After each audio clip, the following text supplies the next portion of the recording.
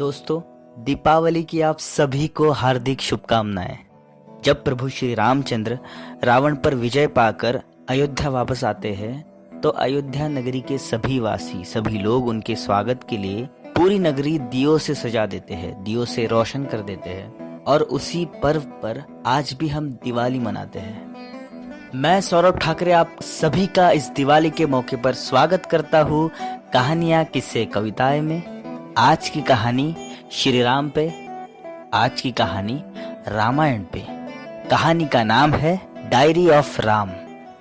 एक बार नारद जी श्री राम को मिलने आते हैं। तब बाहर हनुमान तैनात दिखते हैं। तब नारद हनुमान जी को पूछते हैं कि अंदर श्री राम जी है?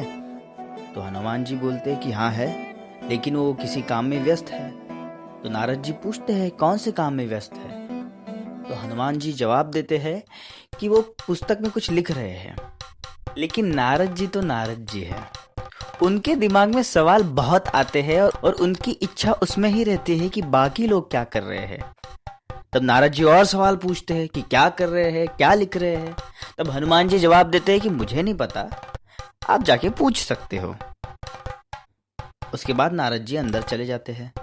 अंदर प्रभु श्री रामचंद्र जी बैठे हैं। नारद जी देखते हैं कि प्रभु श्री राम जी पूरी एकाग्रता से पुस्तक में कुछ लिख रहे हैं। तब नारद जी को रहा नहीं जाता और नारद जी श्री राम जी को पूछते हैं कि आप पुस्तक में क्या लिख रहे हैं? अगर कोई मुंशी या कोई मंत्री होगा तो वो ये सब काम कर देगा, आपको ये काम, ये कष्ट करने की जरूरत नहीं है। तब श्री राम कहते हैं कि नहीं, ये काम मुझे ही करना पड़ेगा। तब नारद जी पूछते हैं कि ऐसा कौन सा काम है जो आपको ही करना पड़ेगा और आप इतने एकाग्रता के साथ कर रहे हैं? तब श्री राम जी उत्तर देते हैं कि मैं उन सभी का नाम इस पुस्तक में लिख रहा हूं जो मेरी पूजा करते हैं, मेरी भक्ति करते हैं। जब श्री राम जी वो पुस्तक नारद जी को दिखाते हैं तो सबसे ऊपर नारद जी का नाम रहता है।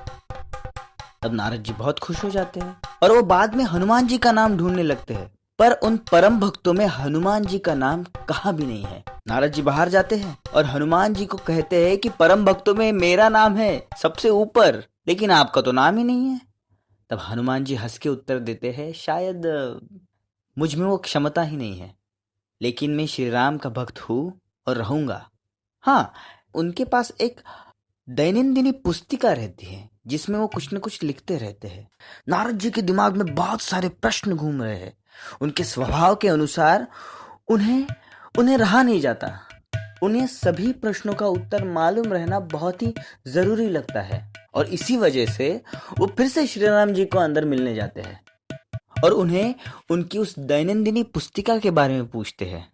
तब राम बताते हैं कि ये मेरी निजी पुस्तिका है जिसमें मैं उन लोगों के नाम लिखता हूँ जिनकी मुझे पूजा करनी है, और उसमें सबसे ऊपर हनुमान जी का नाम रहता है। तो दोस्तों, ये थी कहानी। आप सभी को दीपावली की हार्दिक शुभकामनाएं। आपके पास कोई सुझाव होगा तो कमेंट कीजिए, कोई आपकी कहानी होगी तो प्लीज मेल कीजिए। धन्यवाद।